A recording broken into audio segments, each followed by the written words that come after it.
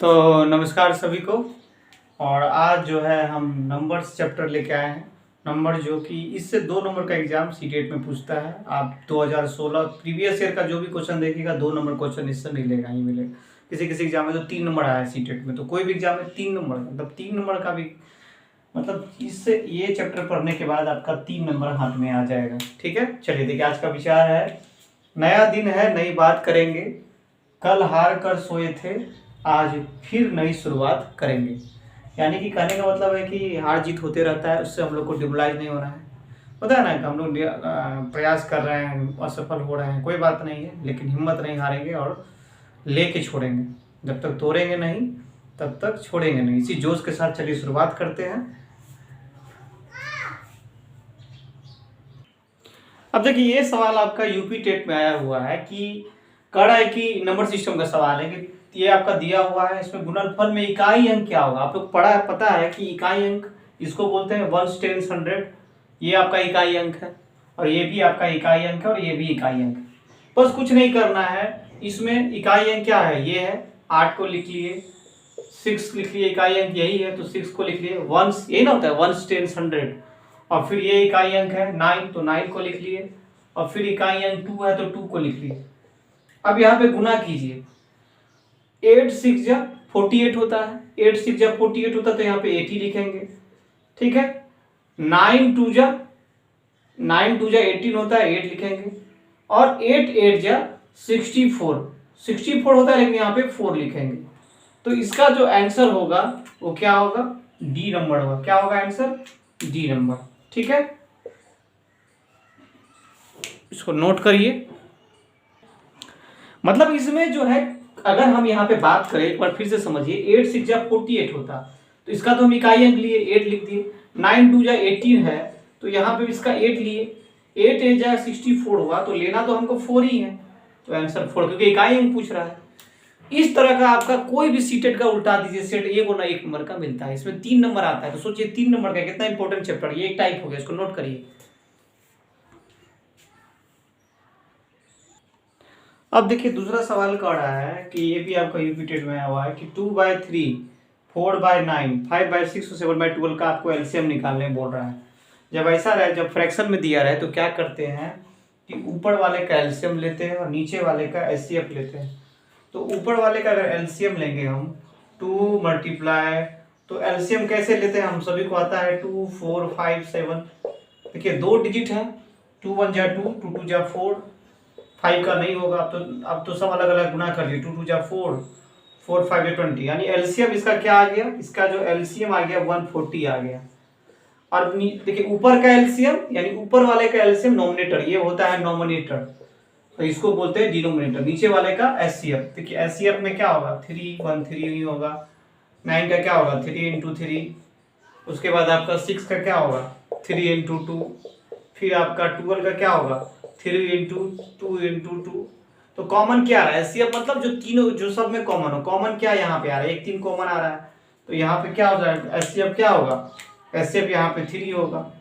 तो जो इसका आंसर कौन सा होगा, इसका आंसर आपका ये होगा।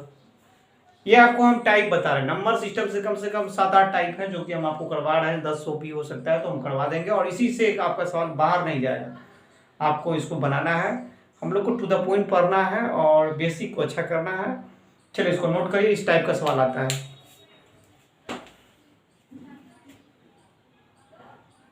अब देखिए ये सवाल जो है आपका 3 की 3 क्रमागत गुणज संख्याओं का योग 99 है, तो गुणज क्या होगा। जब इस तरह का बात होता है तो जब आपको क्रमागत वाला बात आएगा, और यहाँ पे कितना पूछा है 3 पूछा है, तो क्रमागत में हम क्या करते हैं x + 1 और x + 2। अगर 4 पूछता तो x + 3 हो जाता। ठीक है, तो 3 क्रमागत पूछा है जिसका योग पूछ रहा है। अब देखिए 3 का 3 सब में 3 गुना हो जाएगा, इसमें भी 3 गुना होगा, इसमें भी गुना हो जाएगा और इसमें भी 3 गुना हो जाएगा ना, क्योंकि 3 का 3 क्रमागत गुणज का पूछ रहा है। ठीक है, अब इसका योग कितना है 99 है। ठीक है, अब आप इसको क्या कीजिए, बीच में प्लस कर देते हैं, नहीं तो यहाँ डायरेक्ट लिखिए, एक लाइन कीजिए 3x, यहाँ हो जाएगा 3, डायरेक्ट करिए 3x + 3, कुछ नहीं तो यहाँ बीच में फिर प्लस होगा, यहाँ पे मान लेते हैं ये कोमा का मतलब प्लस है, यहाँ ये कोमा का मतलब प्लस, तो यहाँ हो जाएगा 3x प्लस 6 बराबर 99। आप देखिए इसको डायरेक्ट कीजिए, ये देखिए आप यहाँ पे देख सकते हैं कि 3x 3x 3x 3 3 6 और यहाँ पे 9x हो गया। और देखिए इधर इधर आपका 99 है, माइनस में होगा प्लस का 3 और 6 6 3 9, और यहाँ हो जाएगा 9x बराबर 90। ठीक है, तो आपका x बराबर क्या हो जाएगा, x बराबर 10। अब मान को पुट कर दीजिए, तो पहला क्या होगा, यहाँ पे मान को पुट कीजिए, तो यहाँ हो जाएगा 30, फिर यहाँ रखिएगा मान को 10 1 11 33 हो जाएगा यहाँ पे, और फिर यहाँ पर रखिएगा मान को 10 2 12 12 3 36। तो कौन सा ऑप्शन है, 30 33 36, ये है आपका। तो अगर आपका कॉन्सेप्ट क्लियर, जब भी आपको क्रमागत बोलेगा तो आपको x प्लस 1 x प्लस 2, अगर यहाँ पे 4 रहता तो सब में 4 से गुना कर देते, 5 रहता तो 5 से गुना कर देते। ठीक है, ये भी एक टाइप है, इसको नोट कर लीजिए, पूछा हुआ सवाल सीटेट में। ये सवाल निश्चित एग्जाम में आता है, दो संख्याओं का योगफल, यहाँ पे योगफल पूछ रहा है, 11 है। अब देखिए दो संख्याओं का योगफल, तो x इंटू 11 माइनस एक्स करेंगे, तो देखिए ये भी एक संख्या है और ये भी एक संख्या है, इसको काटेंगे तो 11 हुआ, यानी कि ये दोनों दो संख्याओं का योगफल 11 है। इतना का लिटरेचर हो गया। और 18 योगफल 11 है, गुणनफल 18 है, गुणनफल मतलब मल्टीप्लाई 18, ये दोनों का मल्टीप्लाई 18 है, बहुत अच्छा है। इसको करेंगे तो क्या हो जाएगा, 11x माइनस एक्स स्क्वायर बराबर 18। तो यहाँ पे क्या हो जाएगा, x square minus 11x plus 18 बराबर 0, इसको उधर लेके चले गए।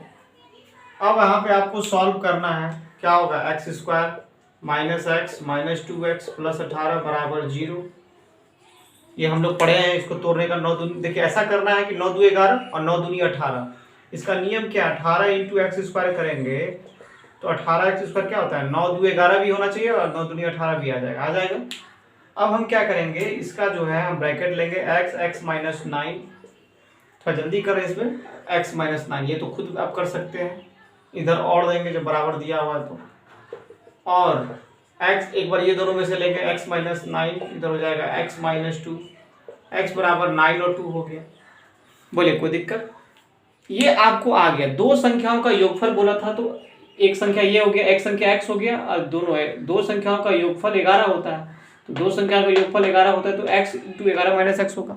अब कहा दोनों का गुणनफल 18 होता है, दोनों का गुणनफल 18 होता है, कर दिया, इसको सॉल्व करके 92 आ गया।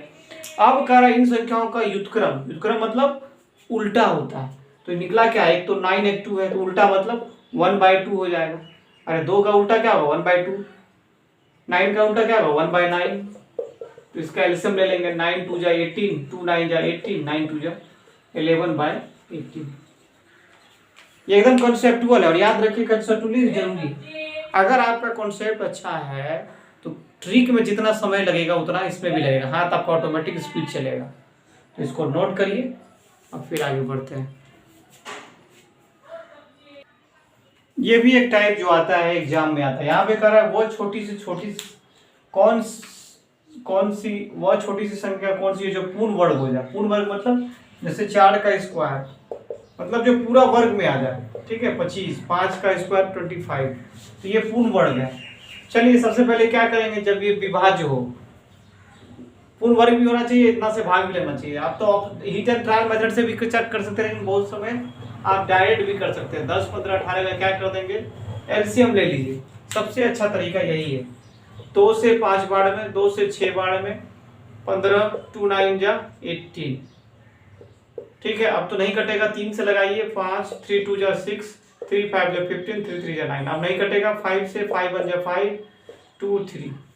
अब देखिए यहाँ पे एलसीएम ऑफ आपका क्या क्या है, 2 है, 12 है, 15 है और 18 है। देखिए सबका जोड़ा है, देखिए ये दोनों जोड़ा में है। परफेक्ट मतलब इसको जो बोलते हैं पूर्ण मतलब परफेक्ट स्क्वायर होना चाहिए। जैसे 2 का एक पेयर लग गया, एक पेयर लग गया, उसके बाद 3 का भी पेयर लग गया है, ठीक है, तो यहाँ भी 3 का पेयर लगा दिए। 5 जो है इकलौता बच गया है, तो याद रखिएगा आप इसको गुना करिएगा, देखिएगा सबका पेयर है, परफेक्ट मतलब पूर्ण मतलब सबका होना चाहिए, क्या गुना करें तो 5 गुना कर देते हैं। नियम में पढ़े होंगे आप लोग कि परफेक्ट स्क्वायर बनाने के लिए एक जो संख्या रहता है उससे एक गुना कर देते हैं। आप इसको गुना करिएगा तो 2 2 जा 4 4 3 जा 12 12 3 जा 36 36 और इधर हो जाएगा 25 15 3 75 900 हो जाएगा। इसका आंसर क्या होगा 900। ठीक है, तो ये आपका आंसर होगा। जब भी आपको पूर्ण बनाने बोले एलसीएम ले लेंगे और घन परफेक्ट बनाने के लिए अगर यहाँ पे एक दो अगर यहाँ पे मान लेते एक साथ रहता तो दूसरा साथ से गुना करते थे। तो इस तरह का सवाल आता है। हम और भी इसका सीरीज लेके आएंगे पूरा प्रीवियस ईयर। ये आपका अरियंत हम आपको एक बुक का करवा रहे हैं प्रीवियस ईयर जितना भी स्टेट में पूछा उसका, ये हम नंबर सिस्टम निकाल के छांट के लाए हैं। तो ये सबको आप लोग को यही टाइप रहता है, इससे हार्ड नहीं रहता है, नॉर्मल है ये सवाल आप लोग बनाएंगे। तो इसीलिए जब भी लगे और कभी भी रोने वाला व्यक्ति के पास मत बैठिए, हमेशा जिसके अंदर ऊर्जा है उसी के पास रहिए। दुनिया क्या कहता है उसको, दुनिया आपके बारे में क्या सोचता है उसके फेर में मत रहिए। कौन क्या कहेगा, हम लोग को ज़्यादा टेंशन क्या होता है कि कौन हमारे बारे में क्या कहेगा, तो उस चीज़ को छोड़ दीजिए कि कौन हमारे बारे में क्या सोचता है। हम अपने बारे में क्या सोचते हैं बस उसी चीज़ को रखना हो। और माता पिता के सम्मान के लिए जी जान मेहनत करना है। ठीक है, इसी के साथ जय हिंद जय भारत।